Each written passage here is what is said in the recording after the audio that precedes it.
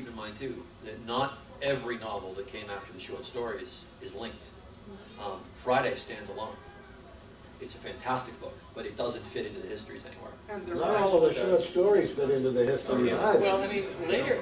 Joe Green and that one hotly took him forward. Just the whole kettlebell. Yeah.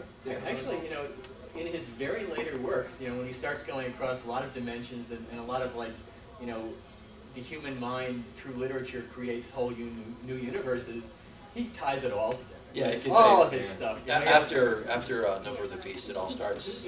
Everything is smushed together. Because he has like the Wizard of Oz is in there.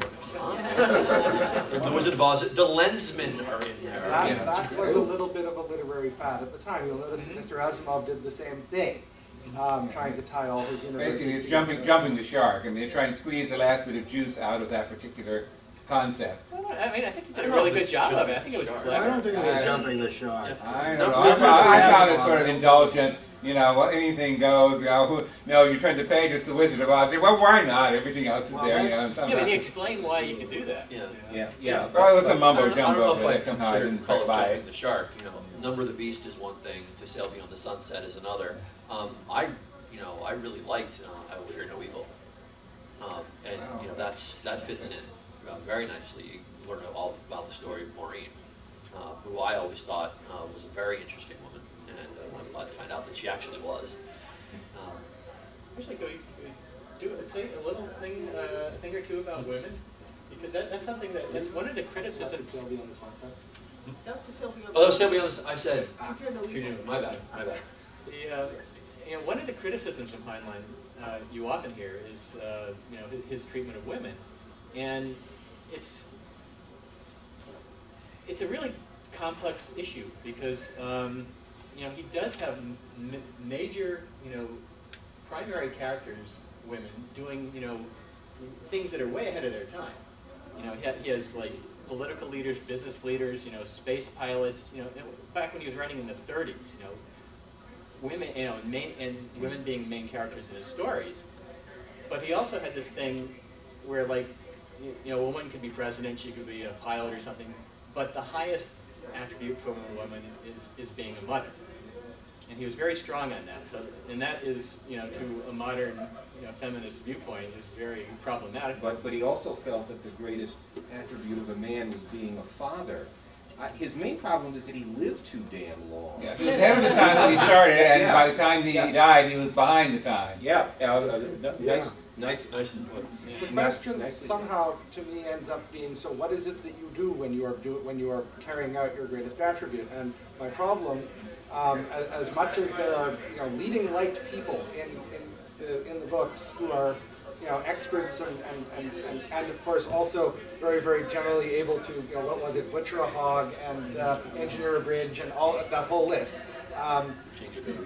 Absolutely, all of those things, and you've got male characters who can do all these things, and female characters who can do all these things, and are leading experts in their fields, and geniuses, and super competent. And when a man wants to, you know, be a father, what does he do? Well, he goes out and he does all of these interesting things, because that's what a man does to make money for his to keep his family going. And what does a woman do when she is when she has all these skills and she wants to, you know, carry out her highest attribute? Well, she spends her time gazing lovingly into his eyes. Where? Give me an example where there are a man and a woman and they are treated differently. See, I know places where they are treated the same in one way and they're treated the same in the other way. In Podcane of Mars, both parents are terrible. There are, there are a lot of characters. A lot of the women are just there to have sex with Laz, and you know, that's kind of off-putting. I understand why people can object to that. The same can almost be said of some of the secretaries and strangers. They're really not as well developed as they could have been. Yeah, they don't have, that's a perfect example. They don't have names. You don't really know what they look like. They all look the same. He actually says that. They all kind of look the same, except they have different color hair. Come on. You're better than that. We know Heinlein was partial to the red hair. No. You have a question?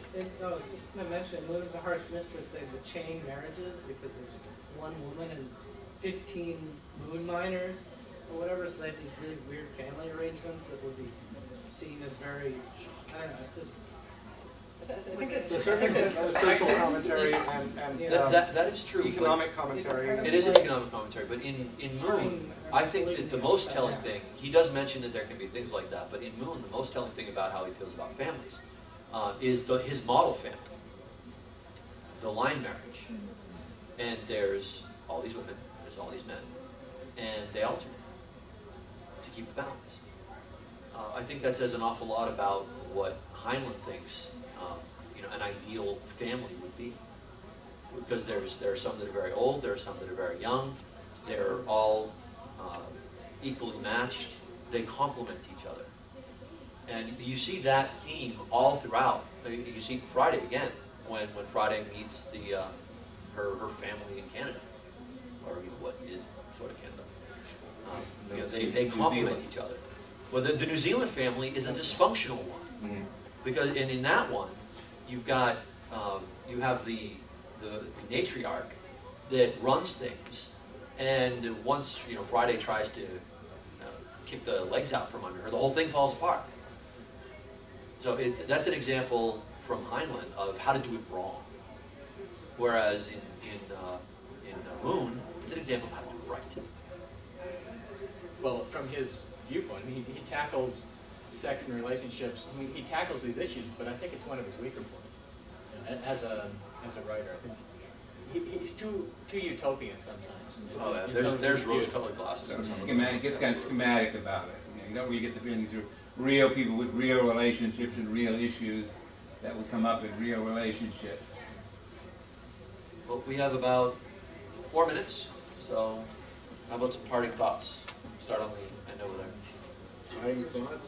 Yeah, we have like 4 minutes to wrap it up. Well, let me pass and come back to me. Come back? Yeah, I can't think of anything right now. Parting thoughts. We'll make James go first. Okay.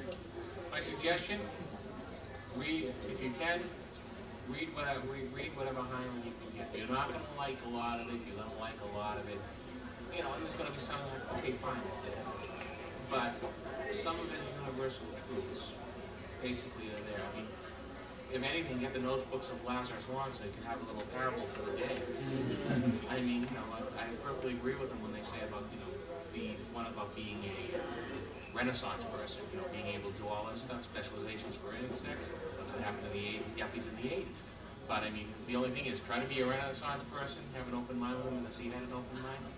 But just when you're being a Renaissance person, hopefully you're not surrounded with a Dark Ages attitude. I would suggest to anybody that is not broadly familiar with Heinlein's work, don't be afraid to jump in anywhere. There isn't a lot that is bad, at least in my opinion.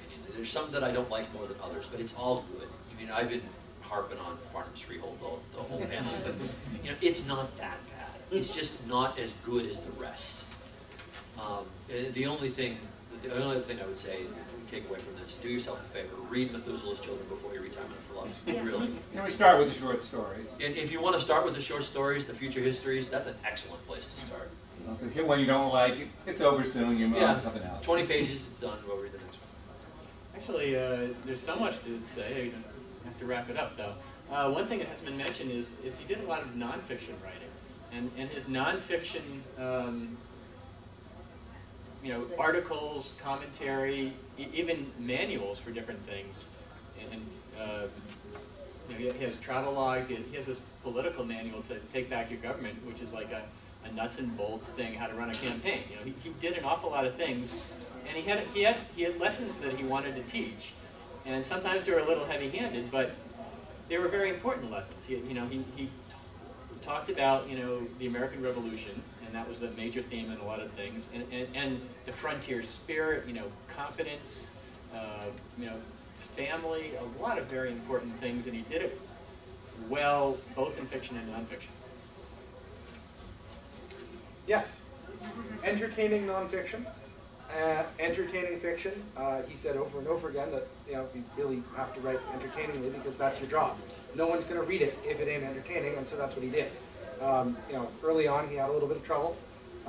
In the middle, you know, took a break and came back and had to get his feet back, I guess.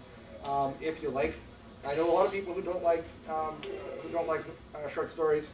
The short stories are great, and they give you a lot of background and appreciation and ability to appreciate some of the other stuff. If you don't want to take a big bite, go and read a short story.